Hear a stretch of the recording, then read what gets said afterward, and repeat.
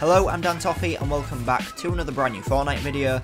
Earlier on today we got week 5 season 6 of the Fortnite Battle Royale Battle Pass challenges coming out. So as always in this video I'm going to be showing exactly how to complete every single challenge from this week, starting off with the hardest challenges first, giving you a full guide on how to complete those ones, and then I'll move on to the easier challenges after that and just give you a few tips on how to do those a little bit quicker and a little bit easier. So getting straight into it, the hardest challenge from this week is free challenge number 1. This week it says record a speed of 27 or more on 5 different radar signs. So all over the map there's 7 of these radar signs. These are shown on the map on screen now. These work a lot like speed cameras. All you need to do is go 27 miles an hour or higher past it and it will count as completing one of these steps towards completing the challenge.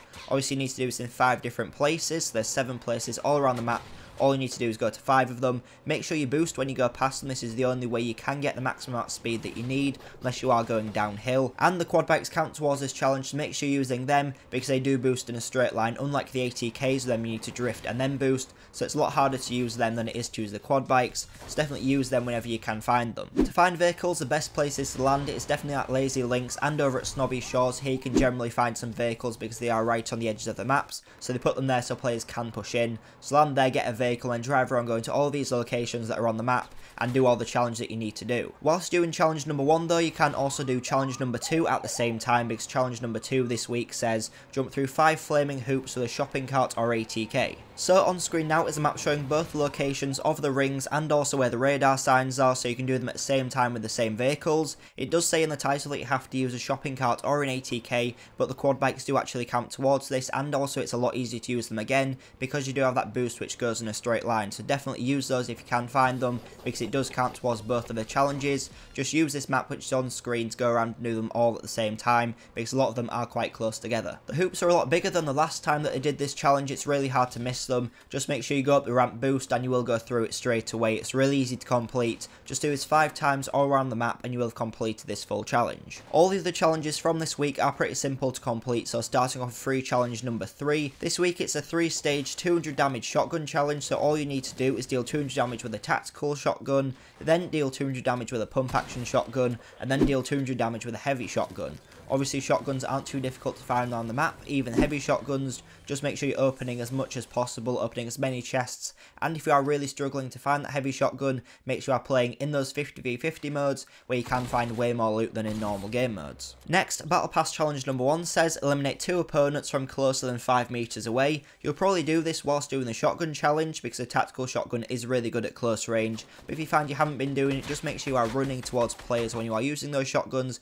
get as close as possible and you will kill them very easily. Battle Pass challenge number 2 this week says deal 500 damage with SMGs to opponents. Again, this challenge should be incredibly easy to complete. If you are struggling to get those 2 really close kills with the shotguns, you can always do it with these SMGs, because you probably won't be doing those 2 challenges at the same time, because you don't really need to run an SMG and a shotgun together at the same time. You can do if you want it, but it doesn't really help towards completing these 2 challenges. Battle Pass challenge number 3 this week says get 2 minigun eliminations. This challenge probably will be quite hard to complete, just because miniguns are so rare around the map. People definitely struggled completing this challenge last time it was out in last season, because miniguns are just really hard to find. Again, make sure you are in 50v50 where you do have loads of extra loot, and keep on opening those supply drops and as many chests as possible, because this is really the only way to do it. Obviously it does say elimination, so you can kill players that are on the floor if you are struggling to kill them normally with the minigun. And finally, Battle Pass challenge number 4 this week is a 3-stage 200 damage pistol challenge. So it's just like the shotgun one, but all you need to do this time is use pistols.